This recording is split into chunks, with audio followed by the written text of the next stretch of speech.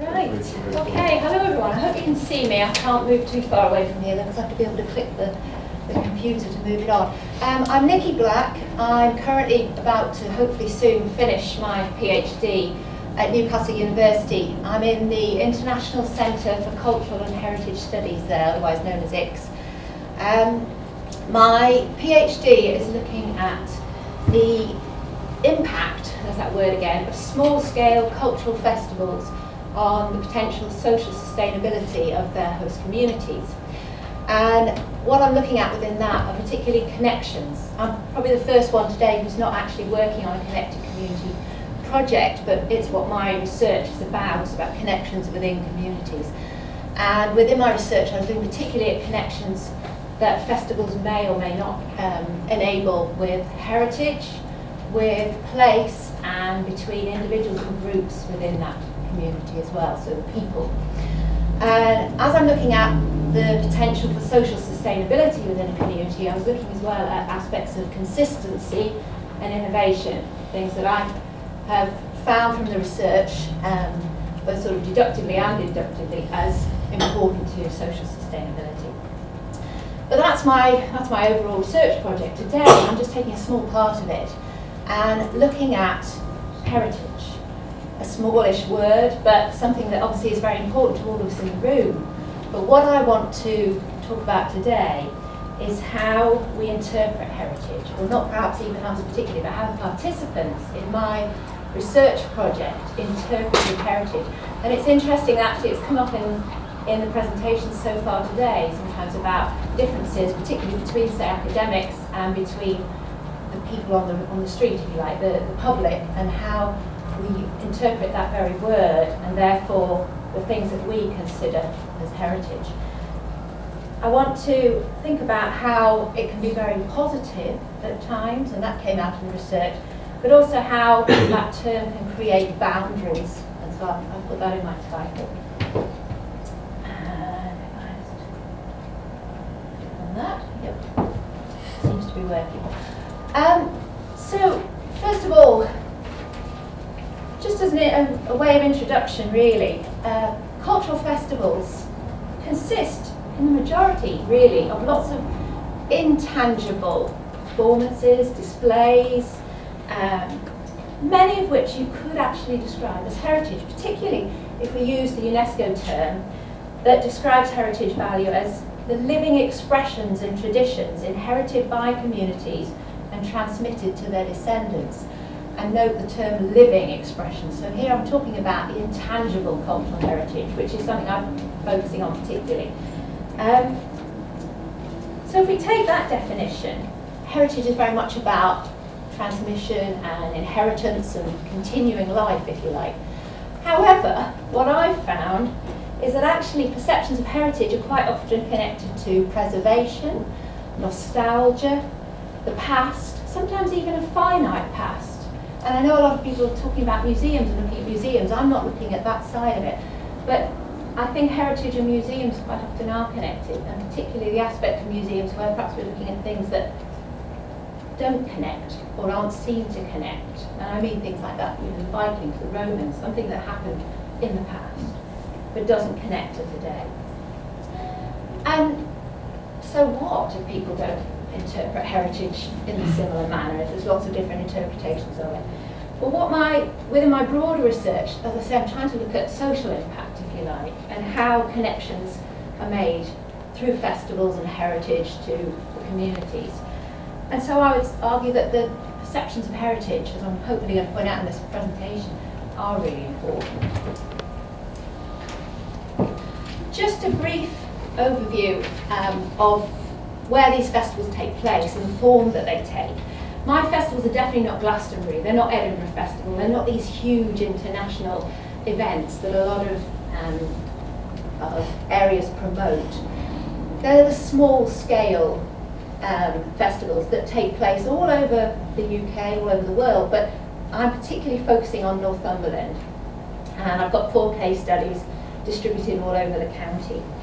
They're small in scale, they also generally originated within the community, and they tend to only last for 4 days or less. I'm not going to dwell too long on the individual cases because there's anything beyond that today. And so seeing as how is heritage included in festivals? That was one of the things I looked at initially. And of course, often it's strategically included, or what I call consciously included within festivals, either in a new event, where it might be very much deliberately put there, perhaps for reasons of economic development or tourism, for instance, or it might be something that's added to an already existing festival. Cultural expressions are quite often consciously included, whether it's things like reenactments, lots of content, craft stalls, things like that. But the other aspect of heritage inclusion is the historical continuity, which is sometimes consciously referred to, but often a subconscious element of the event. And this is things like parades, certain opening ceremonies, things like that. Cultural expressions, very much more perhaps the processes involved in putting on a festival. I'd just like to just sort of take a moment at this stage to perhaps turn the question on yourselves as the audience, because whether we work in associated with heritage in academia, at the community level, we all have our own personal subjective interpretations of heritage. And I'm going to show you, I've got you two slides up here from two of the case study festivals, and I'm just going to read you two small short descriptions, and I won't tell you which refers to which, but if you just have a moment thinking about how you interpret heritage.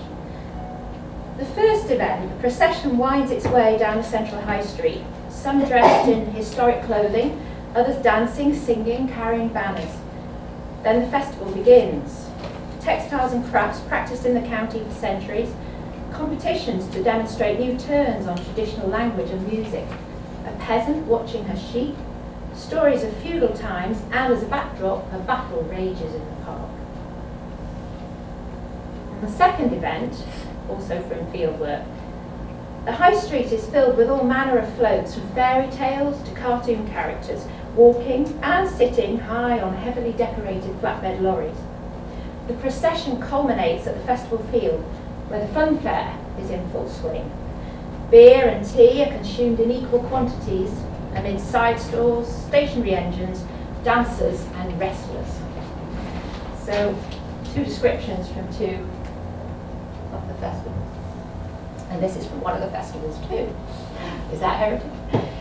So, just sort of moving a little bit into some of the methodology that I used in the process of my research, and actually how this impacts on how you perceive heritage. What seemed to come out of the interviews that I did at each of these festivals was that the way people interpret or perceive heritage almost goes through a three-stage process when you're interviewing. And I've divided these up. That the initial perception is associated really with traditional and particularly consciously included aspects of heritage. So when you ask people, was there any heritage in the festival, their initial response, actually quite often 44% of visitors said no, there's no heritage initially. And when people did say there was heritage, they identified things like the Morris dancing, the old probably mat making on the craft event, things like that. Then, as you carried on talking to them about festivals, and generally these were sort of open, semi-structured interviews, they started referring more and more to the processes, what I've called a kind of semi-consciously included heritage. So things like the parades, the opening ceremonies, aspects like that. And then, towards the end of the interviews, what tended to happen was that people talked about almost non-heritage, it's my own sort of term, subconsciously included aspects of heritage, which were very much more to do with the processes. And I'll come on to define those a little bit more in the next slide. But what I'm really pointing at here is that this association of heritage with the past, with preservation and tradition, can set up boundaries in how people actually perceive heritage within a festival in this case, or probably more broadly, and how they tend not to then necessarily see continuity, inheritance, and living aspects. So I'll just have a little look at each of these stages. So this initial stage of identifying heritage has consciously included aspects of heritage. So it's things like Punch and Judy shows that you get at a lot of the festivals, Morris dances, things like that. People can identify them immediately, so that's quite a positive. They can create bridges, perhaps to the wider community, through visitors who perhaps aren't local to the area, but also within. People come along and they can immediately associate what's happening at the festival with perhaps something that they do consider as heritage, something from the past, or traditional. And so they can increase understanding, a sense of belonging within an area. That's all very positive. However, they can be negative as well, particularly this aspect of, is it local? Is it authentic? And a lot of people make comments like, well, there's a market, this was never a market town, or Morris dancers, we've never had Morris dancers here.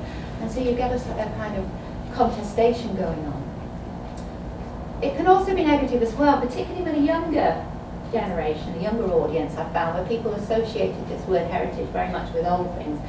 And you know, why would you have that at a festival? A festival is about heritage, it isn't about old things. And you can see I put a quote in at the bottom there, well, why can't you just have a display or a museum exhibit to show the heritage? Why would you put it in a festival? Came out of one of the focus groups. No, I'm getting it, I just couldn't see it. So then the sort of middle stage, if you like, of the way people perceive heritage. And I'm moving on really to more of the processes of holding a festival now. And this included things like annual expectations associated with festivals, the time of year they take place, the anticipated content. And people then started referring to things like, oh, it's like a legend, you know, you can't change the date of the festival. And repeated other cultural aspects, which were sometimes seen as really being almost idiosyncratic and of little importance in a way, but actually were very important because they were things that people expected and anticipated and helped create that kind of bonding that goes on sometimes within communities. Things like throwing sweets from the floats. You know, that happens every year and people look forward to it. The event itself is heritage.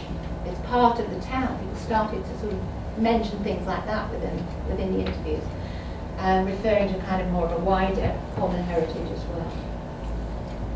And then finally, what I find really quite interesting is this, what I call subconsciously included heritage, the aspects that aren't recognised as heritage, certainly not at the beginning stage of talking to people. The kind of aspect of it's what we do. And then I think you go back to looking at that UNESCO definition of living expressions and inheritance and continuation of heritage. And this is where I think particularly the social connections are strong. And it's through things like the fun fair, the disco, the beer tent. And you might already be thinking that that's not heritage. The fun fair had been happening at one particular event it was obviously adapting, but since the 1890s there had been a fair run predominantly by the same people, or the same families, not the same actual people. The disco was an evolution, an adaptation, if you like, of the old tea dance that they'd always had at the end of this other carnival. The beer tent, well, there's probably always been some form of refreshments. It might actually be a mobile Costa coffee van now, mightn't it? And also just the general opportunity, what we do, the opportunity to get together and share memories, share stories. We talked about stories and how contestable they are, but obviously it's, whether they're true or false, it's the social aspect of an opportunity to get together and share that heritage, which is important. I'm just going to sort of sum up really now, and I apologise if I read a little bit at this point, but I just really want to say that this authorised definition of heritage, if you like, this sort of, or more perceived view of heritage that's often associated with the past and tradition and perhaps preservation, is quite influential on cultural decision makers and festival organisers. But it does impact on the wider host community. And so this sort of initial response, which looks at consciously included, historically connected content, might overlook a lot of the heritage processes and often denies that adaptations and inherited culture is heritage. So, okay, it can play a significant role in enabling connections between internal and external visitors. It can help play a part in connecting people to place through through increasing understanding and education. And it can help break down boundaries for newcomers to the area, an aspect of my research I haven't touched on today at all. But the subconsciously included inherited processes of holding the festival appear to have greater social value within the host community, strengthening bonds, building bridges between elements of the community which would otherwise remain apart. In addition, much of the content of these festivals is thus arguably unauthorised or unrecognised as heritage, and yet it is nevertheless inherited and displays consistency and continuity from year upon year. But owing to this, it receives no official recognition, no funding or status attributed to it, and the importance of its role in cultural preservation or sustainability is overlooked. And there's evidence that festivals can help to sustain culture and contribute to strengthening communities through increased sense of belonging and connectivity. The living, changeable nature of these events is an important factor in promoting and maintaining the Indigenous culture, alongside aspects of continuity and consistency, which the community comes to anticipate from one event to the next. It's this adaptability to societal change within a consistent context that enables the festival to contribute to the sustainability of a community. And just one very final point, and perhaps I'm sort of almost arguing against myself here, perhaps this very lack of defining these cultural aspects as heritage ironically preserves them, as younger festival audiences are not dissuaded from participating through association with heritage and tradition and old things, and maybe it gives them greater license to adapt and innovate, as they're not seen as untouchable or needing to be preserved. So should we be arguing for greater recognition of some subconscious heritage, or not?